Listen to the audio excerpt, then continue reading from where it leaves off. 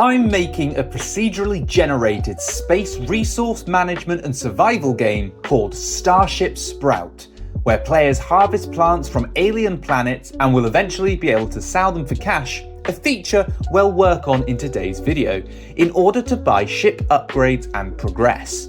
Think Stardew Valley or maybe Forager cross No Man's Sky with a Gameboy aesthetic minus the endless crafting.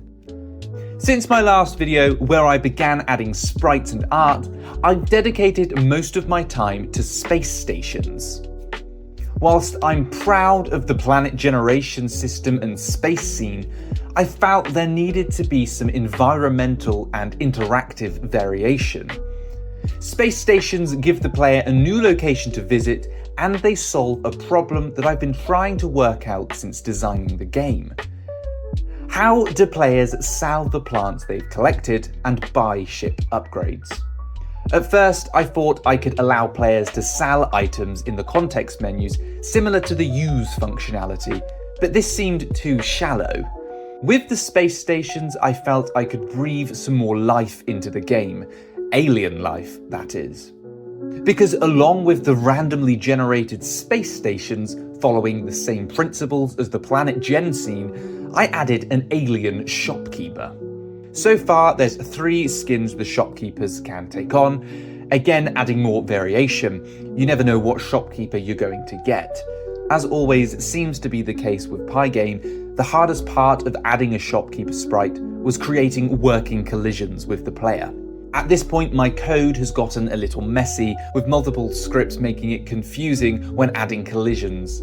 I decided that I'd later add more alien NPCs to the space station scene, so to distinguish the shopkeeper from other sprites, I created this spinning coin that sits above their heads. Next, I started to design some alien NPCs and inserted them into the game. I decided to forget about adding collision properties because 1, it seemed like it would cause unnecessary hassle, 2, in small stations, if the maximum amount of aliens spawn, it'll be hard for the player to move with any fluidity. I didn't want the aliens to be nothing more than set pieces, so I gave them randomized dialogue boxes when clicked. They might make a witty remark, quote a TV show, or give the player hints. Again, I'm falling into the trap of making things look nice, adding that so-called game juice, but what I really need to be working on is the store.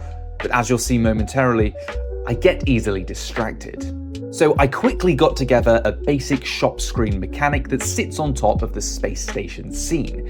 If I ran a new script ending the station, then when players leave the shop, they'd find themselves in another space station. I put together a basic sal screen that pulls information from the player inventory and tracks how many items they've sold overall, which I'll later use for player progression. Then I fixed up the UI to match the rest of the game, opting to stick with a text-based UI. Whilst the logical next step would have been to create the buy functionality, that's not what I did.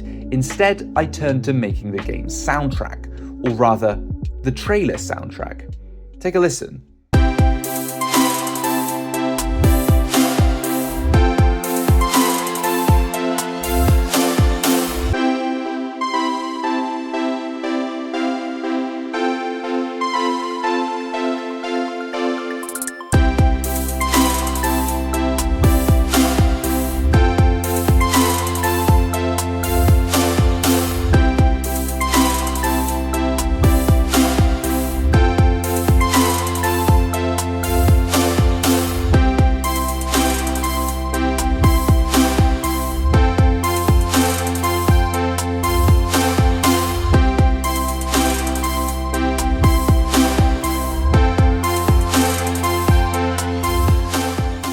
After I made the soundtrack, which I can't stop listening to, I turned my attention back to the shop screen and got a basic unfinished system working.